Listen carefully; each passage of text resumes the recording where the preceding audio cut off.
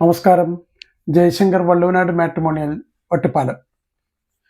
ഇന്ന് പറയാൻ പോകുന്ന ആൺകുട്ടി വിഷ്ണു നായർ, 29 വയസ്സ്, 175 centimetre height, 63 kg wait, Makayiram നക്ഷത്രം.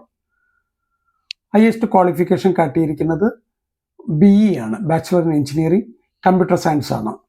SIES GST നെരൂളിൽ നിന്നാണ്, നവി മുംബൈ, അവിടെ നിന്നാണ് പാസ്സായിരിക്കുന്നത്.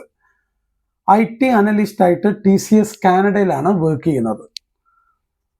ഇപ്പം ഡെപ്യൂട്ടേഷനിലാണ് പോയിരിക്കുന്നത് കാനഡയിൽ.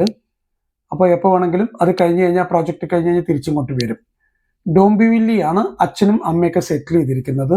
അച്ഛൻ രാജൻ നായർ കൈലിയാട് സ്വദേശിയാണ്. ഒറ്റപ്പാലത്തിൻ്റെ അടുത്ത് കൈലിയാട് എന്ന് പറഞ്ഞ സ്ഥലത്താണ് അദ്ദേഹത്തിൻ്റെ വീട്. അമ്മ ചെളവറയാണ് അമ്മയുടെ നാട് പറഞ്ഞിരിക്കുന്ന. പാർവതി നായരാണ്. അവർ ചെളവറയാണ് അവരുടെ സ്വദേശം കാട്ടിയിരിക്കുന്നത്. ഇപ്പോൾ ഇവരെല്ലാം സെറ്റിൽ ചെയ്തിരിക്കുന്നത് ഡോംബിവിലിയിലാണ്.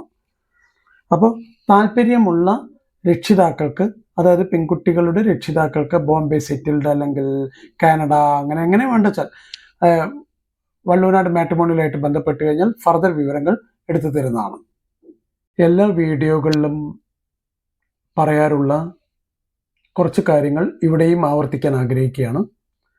അത് മിക്കവാറും വിവാഹം നോക്കുന്ന കുട്ടികളുടെ അച്ഛനമ്മമാർക്കും കുട്ടികൾക്കൊക്കെ ഉപകാരപ്പെടുന്ന 1-2 കാര്യങ്ങൾ പറഞ്ഞിട്ട് ഈ വീഡിയോ അവസാനിപ്പിക്കാം. അതായത്, വീട്ടിൽ വിവാഹപ്രായം എത്തിയ കുട്ടികൾ ഉണ്ടെങ്കിൽ തീർച്ചയായിട്ടും ഇന്നത്തെ കാലത്ത് കാണുന്നൊരു കാഴ്ച, അച്ഛനമ്മമാർ വളരെയധികം ആവശ്യമില്ലാതെയും വറിപ്പെട്ടുകൊണ്ടിരിക്കുന്ന ഒരു കാഴ്ചയാണ് കാണുന്നത്. എല്ലാറ്റിനും ഒരു ഇനിയിപ്പോൾ എന്താ ചെയ്യുക, അങ്ങനെയാണ് ഇങ്ങനെയാണ്, ആകെ ഒരു വറീഡാണ്. അപ്പോൾ ഇതെല്ലാം നമുക്ക് എങ്ങനെ ലഘൂകരിക്കാം എന്നുള്ളതിനെ പറ്റിയിട്ടുള്ള ഒരു ചെറിയ വിവരണമാണ് ഞാൻ തരാൻ ഉദ്ദേശിക്കുന്നത്. ആദ്യമായിട്ട് ചെയ്യേണ്ടത്, വിവാഹം നോക്കുന്ന കുട്ടിയുമായി രക്ഷിതാക്കൾ നന്നായിട്ടൊന്ന് സംസാരിക്കുക. അവരുടെ അഭിപ്രായങ്ങൾ കൃത്യമായിട്ട് മനസ്സിലാക്കാൻ ശ്രമിക്കുക. പല വീടുകളിൽ കാണുന്ന കാഴ്ച, കുട്ടികളുമായിട്ട് അച്ഛനമ്മമാർ സംസാരിക്കില്ല. അവരുടെ വിവാഹമാണ്, അവരുടെ വിവാഹത്തിനെ പറ്റി അവരോട് തന്നെ അഭിപ്രായങ്ങൾ ചോദിക്കുക. അപ്പം ചിലർ പറയും നമുക്ക് ബാംഗ്ലൂർ തന്നെ വേണം, ചിലർ പറയും നമുക്ക് ഇന്ന ക്വാളിഫിക്കേഷൻ വേണം, അറ്റ്ലീസ്റ്റ് ഇന്ന ഹൈറ്റ് വേണം, ഇന്ന വെയിറ്റ് വേണം. ഇതൊക്കെ കുട്ടികൾക്ക് പല അഭിപ്രായങ്ങളും ഉണ്ട്. അപ്പോൾ അതെല്ലാം കേട്ട് മനസ്സിലാക്കി അതൊക്കെ ഒന്ന് നോട്ട് ചെയ്ത് വെച്ച് കഴിഞ്ഞാൽ നിങ്ങൾക്ക് കുട്ടികളെ നോക്കുന്ന സമയത്ത്, അതായത് ആൺകുട്ടിക്ക് പെൺകുട്ടിയാണ്, പെൺകുട്ടിക്ക് ആൺകുട്ടിയെ നോക്കുന്ന സമയത്ത് നിങ്ങൾക്ക് കുറച്ചുകൂടെ എളുപ്പമായിരിക്കും. അപ്പം നന്നായിട്ട് വിവാഹപ്രായം എത്തിയ കുട്ടിയുമായി നന്നായി സംസാരിക്കുക, ആദ്യം ചെയ്യേണ്ട ജോലി. രണ്ടാമത്, നിങ്ങളുടെ കുടുംബക്ഷേത്രം അല്ലെങ്കിൽ തറവാട്ടിലുള്ള അമ്പലം, ഇപ്പം അമ്മ വീട്ടിലത്തെ തറവാടിൻ്റെ ഉള്ളിലൊക്കെ പല ധർമ്മദൈവങ്ങൾ അല്ലെങ്കിൽ നാഗങ്ങൾ, ഇങ്ങനെയൊക്കെയുള്ള പല സംഭവങ്ങളും ഉണ്ടാകാം. അപ്പോൾ അവിടെ നിന്ന് നന്നായിട്ട് പ്രാർത്ഥിക്കുക. അവിടെ പ്രാർത്ഥിച്ചതിന് ശേഷം നല്ല ഒരു പ്രൊഫൈൽ എഴുതി ഉണ്ടാക്കുക. ഈ പ്രൊഫൈൽ എന്താണ് എഴുതി ഉണ്ടാക്കുന്നതെന്ന് പറഞ്ഞു കഴിഞ്ഞാൽ കൃത്യമായിട്ട് മനസ്സിലാക്കേണ്ടത്, ഒരാൾ വായിക്കുന്ന സമയത്ത് അദ്ദേഹത്തിന് കൃത്യമായിട്ട് മനസ്സിലാക്കാൻ കഴിയണം. എല്ലാ കാര്യങ്ങളും അതിൽ മെൻഷൻ ചെയ്തിട്ടുണ്ട്. പലരും ഒരു വഴിപാട് ഒരുക്കുന്ന പോലെയാണ് മിക്കവാറും പ്രൊഫൈലുകൾ ഉണ്ടാക്കാറ്. അത് പോരാ. കൃത്യമായിട്ട് എഡ്യൂക്കേഷൻ, എന്തൊക്കെ ക്വാളിഫിക്കേഷൻസ് ഉണ്ടോ, എവിടെയാണ് ജോലി ചെയ്യുന്നത്, എത്ര രൂപയാണ് ശമ്പളം, ഏത് ലൊക്കേഷനാണ്, ഏത് കമ്പനിയിലാണ്, എല്ലാ കാര്യങ്ങളും വിശദമായിട്ട് തന്നെ എഴുതണം.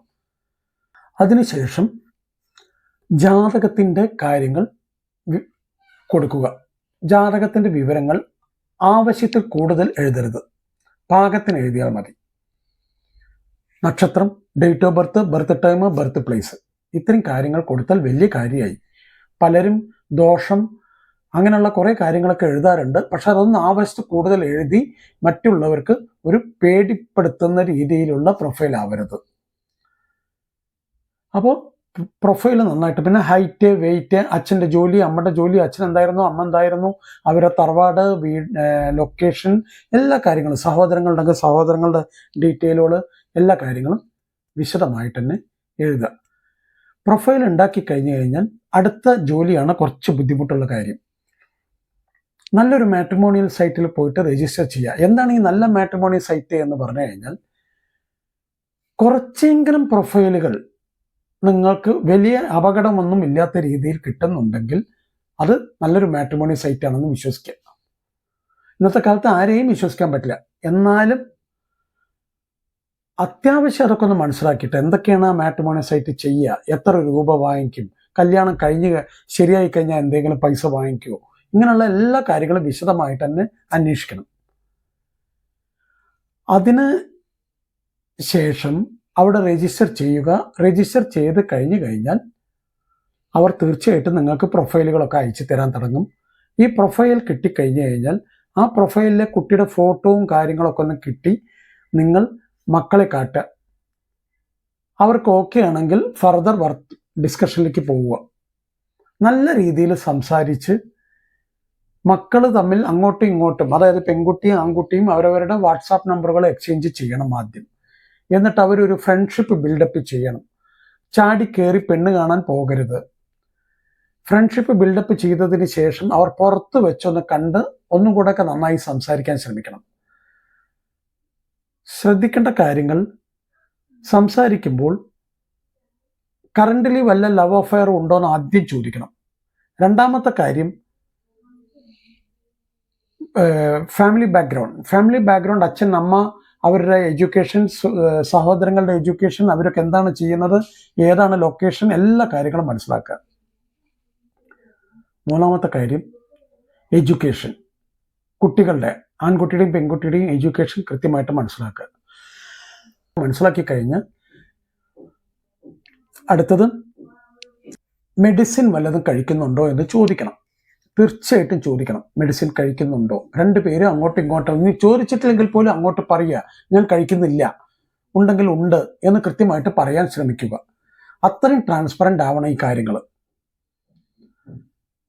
അതിനുശേഷം അമിതമായ വല്ല ലോണുകൾ അല്ലെങ്കിൽ ബാങ്കിൽ എത്ര EMI മാസം കൊടുക്കുന്നുണ്ട് എന്നുള്ളത് കൃത്യമായിട്ട് മനസ്സിലാക്കുക അല്ലെങ്കിൽ പറഞ്ഞു കൊടുക്കുക. നാളെ ഇത് അറിഞ്ഞിട്ട് നിങ്ങൾ തമ്മിൽ ഒരു വഴക്കുണ്ടാവരുത്. അതിനു വേണ്ടിയിട്ടാണ് ഇതൊക്കെ ഒന്ന് മനസ്സിലാക്കി എടുക്കേണ്ടത്. അപ്പോൾ 5 കാര്യങ്ങളാണ് ഞാൻ പറഞ്ഞത്. ഈ കാര്യങ്ങൾ കൃത്യമായിട്ട് മനസ്സിലാക്കാൻ ശ്രമിക്കണം. ഒന്ന്, കറന്റ്ലി വല്ല ലവ് അഫെയർ ഉണ്ടോ. രണ്ടാമത്തെ കാര്യം ഫാമിലി ബാക്ക്ഗ്രൗണ്ട് മനസ്സിലാക്കണം. മൂന്നാമത്തെ കാര്യം എഡ്യൂക്കേഷൻ. നാലാമത്തെ കാര്യം മെഡിസിൻ വല്ലതും കഴിക്കുന്നുണ്ടോ. അഞ്ചാമത്തെ കാര്യം വല്ല ലോണുകളും, അമിതമായ വല്ല ലോണുകളും ഉണ്ടോ എന്ന് കൃത്യമായിട്ട് മനസ്സിലാക്കണം. അതിനുശേഷം ഇവർ ഫിസിക്കലി പുറത്ത് വെച്ച് കണ്ടതിന് ശേഷം മാത്രമാണ് പെണ്ണ് കാണൽ ചടങ്ങിന് പോകാവൂ. പെണ്ണ് കാണൽ ചടങ്ങിനൊക്കെ പോവുക എന്ന് പറയുമ്പോൾ ഏകദേശം ഒരു 99% ഓക്കെ ആയതിനു ശേഷം മാത്രം പോയാൽ മതി. അല്ലെങ്കിൽ ആ പണിക്ക് പോവാതിരിക്കലാണ് നല്ലത്. അതൊരു ഭയങ്കര ബോറൻ പരിപാടിയാണ്, ഉള്ള കാര്യം പറയാലോ. അപ്പോൾ ഇതെല്ലാം ഓക്കെ ആക്കിയതിന് ശേഷം പെണ്ണ് കാണൽ ചടങ്ങിന് പോവുക. ബാക്കി കാര്യങ്ങളൊക്കെ ഫർദർ മുന്നോട്ട് കൊണ്ടുപോവുക. ഇങ്ങനെയൊക്കെ ചെയ്ത് കഴിഞ്ഞാലത്തെ ഗുണങ്ങൾ, റിട്ടയർഡായിരിക്കുന്ന അച്ഛനമ്മമാർക്ക് സ്വസ്ഥതയും സമാധാനവും കിട്ടും. ഒന്ന്. രണ്ടാമത്തെ കാര്യം, ദമ്പതിമാർക്ക് ഒരു നല്ല ലൈഫ് മുന്നോട്ട് കൊണ്ടുപോകാൻ കഴിയും. ഇല്ലെങ്കിൽ ഏത് സമയവും ഇവർ വഴക്കും ബഹളമൊക്കെ ആയിരിക്കും. ഇതൊന്നും ചോദിച്ചിട്ടില്ലെങ്കിൽ ഇതുമ്പിലൊക്കെ വർത്തമാനങ്ങൾ ഉണ്ടാവും. അതെല്ലാം പിന്നേക്ക് വലിയ വലിയ പ്രശ്നങ്ങളായി മാറും. അപ്പോൾ കഴിയാവുന്നത്ര നന്നായിട്ട് സംസാരിക്കാൻ ശ്രമിക്കുക. നല്ല ബന്ധം തിരഞ്ഞെടുക്കാൻ ശ്രമിക്കുക. എല്ലാ കുട്ടികൾക്കും മംഗളാശംസകൾ നേർന്നുകൊണ്ട് നന്ദി, നമസ്കാരം. ജയശങ്കർ, വള്ളുവനാട് മാട്രിമോണിയൽ, ഒറ്റപ്പാലം.